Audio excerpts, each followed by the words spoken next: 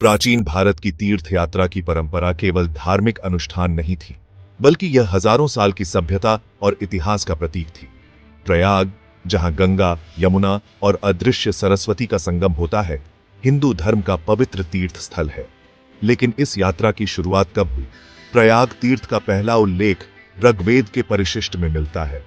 तब से इसे पवित्रता और आत्मशुद्धि का प्रतीक माना गया। हालांकि बौद्ध धर्म के पाली शास्त्र में इसे आलोचनात्मक रूप से भी प्रस्तुत किया गया है। स्नान पापों को धो नहीं सकता, केवल कर्मों की पवित्रता और हृदय की शुद्धता ही मोक्ष का मार्ग दे सकती है। महाभारत में प्रयाग का उल्लेख तीर्थ यात्रा के लिए महत्वपूर्ण माना गया। पांडवों के समय में यह स्नान पापों से मुक्ति और स्वर्ग प्राप्ति का माध्यम समझा जाता था। जो माघ के महीने में प्रयाग में स्नान करता है, वह निष्कलंक होकर स्वर्ग के द्वार तक पहुंचता है।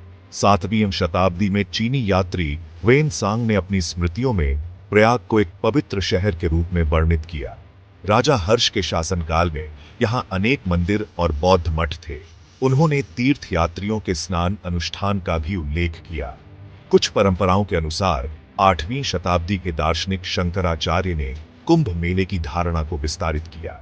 ये एक धार्मिक मंच बन गया, जहां दार्शनिक विचार विमर्श और वैचारिक आदान प्रदान होता था। मत्स्य पुराण में प्रयाग के महत्व का विस्तार से वर्णन मिलता है। यह केवल तीर्थयात्रियों के लिए नहीं, बल्कि स्थानीय पुजारियों और व्यापारियों के लिए भी एक महत्वपूर्ण केंद्र था।